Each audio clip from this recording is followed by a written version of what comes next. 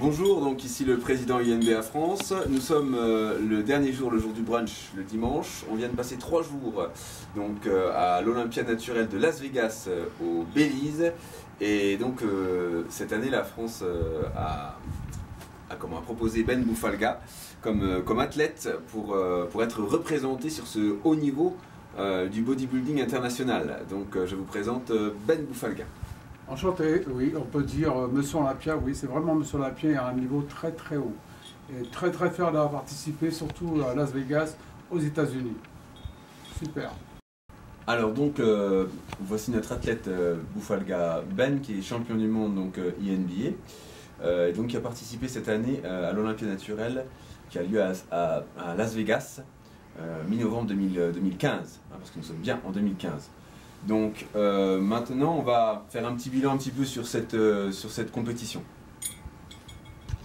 Alors monsieur Ben Bouffalga, qu'avez-vous pensé de cette compétition?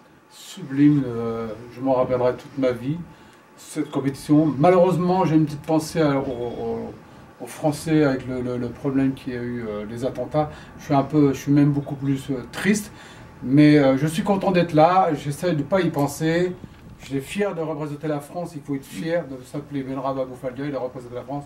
J'étais très heureux et je suis content de ma place. Donc effectivement, ça, nous on a été au courant grâce aux réseaux sociaux, hein, sur Facebook. On était déjà sur place à Las Vegas. Las Vegas, c'est vrai que c'est le domaine de la fête, le domaine du grand spectacle. Et on a été un petit peu coupé dans notre élan par cette nouvelle, effectivement, puisque nous ne sommes pas sur place et on est quand même relativement loin, même de Paris. Donc c'est vrai que on vous a accompagné quelque part sur ça. Et puis on a essayé de mettre un peu de baume au cœur à la France, en montant bien sûr sur scène dans ces jours tragiques. Comme quoi le sport, ça permet aussi de garder le moral quoi qu'il arrive. Et comme quoi aussi le sport, ça permet d'affirmer son identité, quelles que soient les difficultés qui peuvent être ressenties dans son pays respectif. Alors donc, comme vous le savez tous, quand on fait des déplacements aussi grands pour bien évidemment aller voir ce qui se passe au niveau du bodybuilding international et se placer sur le haut du plateau de ce sport absolument magnifique, il faut prendre ses dispositions avant de partir. Donc, Monsieur Bouffalga, est-ce que ça a été difficile? Est-ce qu'au niveau du voyage, ça a été difficile? C'est très difficile parce que ça a été assez long. On est parti le matin à 11 h, on est arrivé l'après-midi ici. Il y a quand même un décalage de au moins de 15 h. Ressenti au niveau, oui, on ressentit parce qu'on est quand même en décharge, comme athlète en décharge. Pouvoir se recharger, c'est très difficile aux États-Unis, mais le voyage, ça a été très dur. On fait un peu d'eau, évidemment, mais on essaye de récupérer. Et avec l'altitude, avec les bagages, est-ce que vous êtes senti un peu surmené par le voyage? Moi, je ne suis pas trop stressé, j'avais plutôt hâte à faire Monsieur Olympia. C'était une fierté d'aller aux États-Unis. Surtout Monsieur Olympia, c'est le summum de tous les hauts niveaux culturistes. En plus naturel et en représentant mon pays, la France, j'avais plutôt hâte. Même avec les difficultés qu'on avait du voyage. On essaie de garder ça sur le dos. Donc ça a été guerrier, quoi. Ah, je suis guerrier, on est guerrier. De toute façon, pour aller à une BA, il faut être guerrier. Et puis avec Alexandre, il faut être guerrier, sinon c'est pas la peine. Il faut rester à la maison. Voilà. Et alors, quand vous êtes arrivé à Las Vegas, quelle sensation ça vous a fait? Qu'est-ce que ça... Vous aviez l'impression que vous vous trouviez dans quel lieu? Je veux dire, je me trouve dans un pays, dans une ville immense, comme à Dubaï, des gratte-ciel. Ce qui est impressionnant, c'est les jeux, les gens obèses et tout. Et là, je suis fier vraiment de représenter le bodybuilding parce que quand vous voyez les gens, comment ils sont, comment ils mangent, ça donne pas envie. Mais bon, la version de Las Vegas, c'est sublime, c'est beau, ça donne envie de rester, ça donne vraiment envie. Alors en parlant de ça, vous avez une catégorie à l'INBA qui s'appelle la Body Quest, où en fait on s'en fiche que vous soyez bodybuildé. La seule chose qui compte, c'est que vous puissiez agir au niveau de la santé sur le public en témoignant de votre perte de poids et de votre chemin pour perdre ce poids-là, la catégorie Body Quest. Donc ça fait longtemps que cette catégorie-là existe aux États-Unis, ça a été repris au niveau européen, c'est ce qu'on fera dans l'Open que nous allons organiser. Maintenant, vous voyez que ici à Las Vegas dans le domaine du spectacle, dans le domaine de l'opulence. On a des gens qui sont aussi en opulence. Donc un besoin quand même d'avoir des repères, d'être régularisé en quelque sorte, de pouvoir être dans de bons repères pour garder la forme malgré l'opulence. Et là, le bodybuilding a un rôle direct au niveau de la santé, au niveau de l'information, parce que sans la santé, on ne peut profiter de rien. Donc, Monsieur Bouffalga, quand vous êtes arrivé ici à Las Vegas, donc vous avez découvert cet univers magique où le bodybuilding avait une place, vous avez senti une action importante, un rôle important à jouer de la France pour la santé des gens, quel que soit leur niveau social, qu'ils soient dans la pauvreté ou dans l'opulence. Mais alors, ensuite, bien évidemment, vous étiez dans un cadre de championnat avec un staff. Est-ce qu'il a été difficile de contacter ce staff? Est-ce que ce staff était éloigné, plutôt rapproché? Et est-ce que ce staff a su créer une ambiance porteuse de bons résultats? Moi je dis, on va dire oui, il en fait un peu trop, mais de très bons résultats. J'avais une appréhension, évidemment je ne parle pas anglais, I don't speak English, et je pensais, je dis j'espère que mon président et la vice-présidente qui sera là pour pouvoir m'accompagner, ils m'ont accompagné, malgré que tu as eu des petits problèmes, tu étais là du début jusqu'à la fin, que ce soit la préparation, l'échauffement, les pauses, remettre en question les pauses. Ça fait quand même 33 ans que je fais de la musculation, ça fait plus de 20 ans que je fais les concours, et tous les jours on améliore. Et tu m'as amélioré sur certaines pauses qu'on pense qu'on sait le faire, mais non, on a tous des défauts, on a tous un point faible, et ça m'a vraiment apporté. Et quand je suis monté sur scène, je suis pensé à Juan Carlos. Je suis pensé à Juan Carlos, tout ce qu'il a dit, un petit coup. Et franchement, j'étais très bien, sans faire le baratin. Moi, je suis très franc, je suis comme ça. Vous m'avez soutenu, j'étais heureux. Je pense, j'appréhendais quand même un petit peu, c'est logique. C'est normal, parce qu'à Natural Olympia, on est tout en haut de la chaîne INBA, PNB. On est au maximum. Et tu faisais le concours aussi, puis tes problèmes que tu as eu aussi, tu aurais pu... pas de problème, super, à refaire. À refaire, donc vous voyez en fait, ici le plus important, quand on est dans l'opulence pour trouver de bons repères, c'est d'avoir une équipe soudée, quel que soit le nombre de personnes qu'il y a dans l'équipe, parce que si on est 20, même si les 20 crient aou aou dans tous les sens, s'il n'y a pas de ciment qui unit vraiment les personnes et que les personnes ne peuvent pas compter dans le fond et dans le backstage les uns sur les autres, alors la compétition elle est morte dans le casting, même si en apparence il y a de fortes équipes. Dans le fond, c'est pas le principal. L'essentiel, c'est d'avoir un rôle à jouer sur tous les plans, tant en tant que compétiteur qu'en tant qu'agent bénéfique pour la santé des gens. Le bodybuilding naturel, son premier rôle, c'est d'abord ça. C'est pour ça que vous avez autant de catégories et que c'est bien de faire plusieurs catégories. Oui, et je voulais dire merci aussi à ma femme et à ma fille. Ils ne sont pas venus voir le concours, mais ils sont là. Ils m'ont accompagné. On a été une équipe. Après le concours, il y a toujours quelqu'un. Moi, j'ai ma femme. D'habitude, je me trouve toujours tout seul. Et là, j'ai ma fille. J'ai de la chance d'avoir ma fille et ma femme. Voilà, donc on est aussi une famille. Une famille. Alors maintenant, on va venir au fait en fait. On arrive au plat de résistance. On a fait l'entrée. Le plat de résistance, c'est donc la compétition en tant qu'athlète international dans plusieurs fédérations, il faut le préciser. C'est un champion, Bouffalga Ben, qui a fait des résultats dans plusieurs fédérations, pas que dans une seule. Et il a une très très grande expérience des compétitions, une expérience même beaucoup plus ancienne que la mienne, bien évidemment. Mais c'est quand même quelque chose d'important à souligner, parce que si on ne fait qu'une seule fédération, on n'a qu'une seule facette de la musculation. Alors là, sur un haut niveau comme ça, comment est-ce que vous êtes senti au sein même de la compétition? Est-ce que vous avez senti que vous enrichissiez ou bien que vous approvisiez dans cette fédération?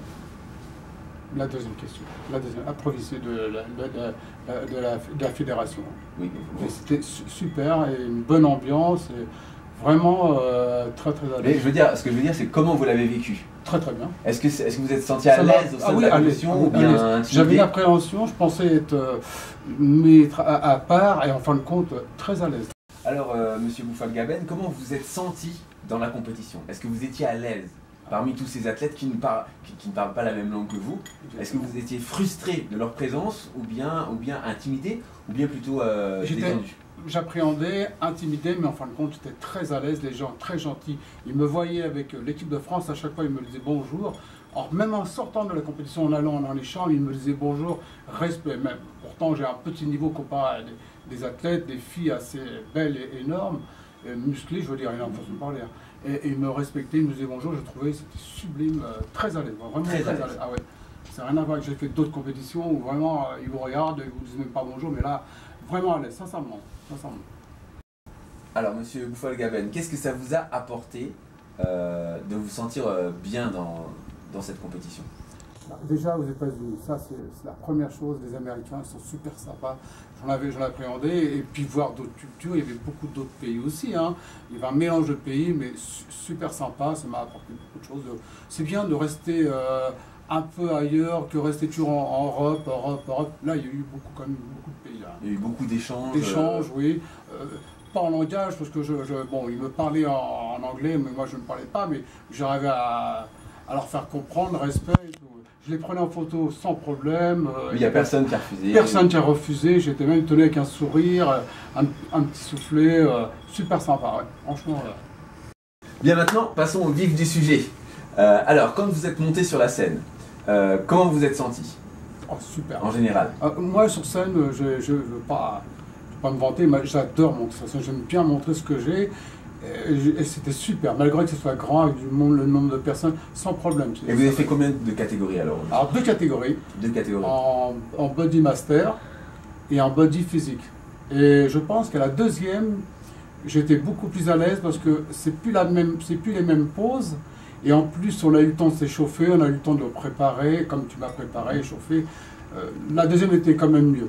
Au niveau de l'organisation, de l'appel des catégories, est-ce que vous trouvez que c'était bien fait? C'était bien fait, malgré que je ne comprenais pas du tout l'anglais. On pouvait interpeller la personne qui appelait en anglais, en américain plutôt que j'ai en anglais, me montrer sa feuille, et en accent, me montrer sur la feuille, on pouvait lui demander 3 ou 4 fois, il dit non, ne vous inquiétez pas, on vous appellera. Ils sont venus vraiment donc disponibles tout le temps, respect, poli et tout. Bah, franchement, ça sent bon. Ok, donc maintenant nous allons parler du niveau, hein, du ressenti de l'athlète qui arrive sur le niveau. Donc qu'est-ce que vous avez ressenti, monsieur Boufalga, sur le niveau de la compétition? Est-ce que vous avez trouvé que c'était un bon niveau? Oh, c'est un très bon niveau parce que on me l'avait dit, tu me l'avais dit, attention, Olympia, bon, Olympia c'est quand même le mot, déjà le mot c'est suffisant. J'ai l'habitude de faire d'autres concours, on pourrait dire, qui ne sont pas naturels comme NAC qui est connu, un grand championnat. Bah là, je peux dire que même naturel, ils ont le niveau, et là, il y a eu du niveau. Je pensais qu'il allait y avoir un petit niveau, mais vous verrez sur les photos sur Facebook, et vous verrez le niveau. Et franchement, le niveau au niveau des gars, des filles, super. Il ne faut pas sous-estimer Et en plus, j'ai adoré. Et j'ai adoré parce qu'il y a handisport, et pour les gosses et tout, c'est super. C'est vraiment autre chose. Oui, hein. les enfants peuvent monter sur scène. Les enfants, ils n'ont pas besoin d'avoir une grosse masse musculaire. Ce qu'on cherche, c'est la présence, c'est développer leur présence sur la scène et leur assurance, leur identité physique. C'est ça qu'on cherche aussi à éduquer au sein de l'NBA. Et puis handisport, qui est toujours mise à l'honneur. Donc la catégorie handisport est très présente dans le cœur family de l'INBA et PNBA. Ça, je trouve que c'est important. Ce sont des choses qu'on va garder. Bien, maintenant nous passons à la conclusion. Alors qu'est-ce que vous avez bien aimé au sein de l'NBA et qu'est-ce qui pour vous était un petit peu moins bien? Donc on va commencer par ce que vous voulez. Vous voulez commencer par quoi? Avant de monter sur scène, derrière la scène, trop court, trop petit. C'était trop petit. Trop petit, pas assez de place pour les athlètes. Un peu mélangé avec les femmes et les hommes, parce que les femmes, il y en avait comme qui se mettaient toutes nues, obligées de se mettre... au niveau du matériel pour l'échauffement, tout le monde avait ses élastiques et quelques haltères. Il n'y avait pas de matériel, pourtant ils auront pu rapporter quelques haltères. Mais je pense que la surface derrière la scène, c'est trop court pour autant d'athlètes. Ah oui, c'était donc petit au niveau du backstage. Maintenant au niveau du brunch.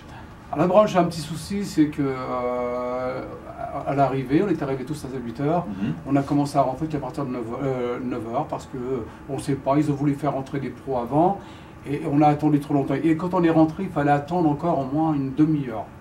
Et le problème, il est là. Et après, c'est normal qu'il y ait la présentation des gens qui ont travaillé bénévoles et d'accord, mais je trouve qu'ils n'ont pas parlé l'événement. L'événement, ils ont dit on va en parler, l'événement qu'il y a eu en France, à Paris, là, les attentats. Ils n'en ont pas parlé, pourtant ils nous ont dit qu'ils allaient en parler. Et ils n'ont pas assez parlé de tous les athlètes qui étaient là aussi. Il y a les pros, d'accord, mais il y a les petits aussi. Je pense qu'ils n'en ont pas assez parlé. Des différents pays. Hein. Différents pays. Ça manquait d'aération sur les différents pays. Ils n'ont pas annoncé tous les pays aussi. Voilà, c'est ça. Ils n'ont pas expliqué quels étaient les pays présents, Exactement. leurs représentants de différents pays, les faire monter sur la scène. Il y avait le Brésil qui était présent par exemple, il y avait l'Inde qui était présente aussi, l'Afrique qui était là, donc de les faire monter sur scène pour leur donner une petite récompense, ne serait-ce que d'être venus, parce qu'on a tous payé notre voyage, hein, il n'y a personne qui a eu le voyage gratuit. On est gratuit, hein. Voilà, tous les athlètes qui sont venus, les présidents, tout le monde ont payé de leur poche. Donc voilà, de faire une petite reconnaissance pour le déplacement, pour être présent, pour s'investir dans le sport. Je pense que c'était important de souligner ça et c'est ce qui a manqué. On a senti sur le brunch que les Américains. Et les Australiens parce qu'ils criaient fort, ils étaient présents parce qu'ils criaient. Ils étaient beaucoup. Voilà, ils étaient beaucoup, ils étaient une très très grosse équipe. Donc ils s'imposaient par le cri, mais on sentait qu'ils avaient besoin de faire ça pour exister. Même eux avaient besoin de faire ça, donc ils ont développé ça au fur et à mesure des années, l'existence par le cri, par la force, pour essayer quand même d'avoir une reconnaissance aux États-Unis, sachant qu'ils sont quand même très bloqués hein, sur les États-Unis. Les trois quarts, c'était ça. Moi, j'étais dans une catégorie body physique classique, j'étais le seul français. C'était que des Américains de A à Z, j'étais le seul. On n'était pas beaucoup, mais j'étais le seul. Donc voilà, donc ça c'est quand même voilà, c'est le côté un peu trop américain que je reproche un petit peu et qu'il faudrait qu'il y ait un petit peu plus de mixité. Plus ouvert. Voilà, plus ouvert.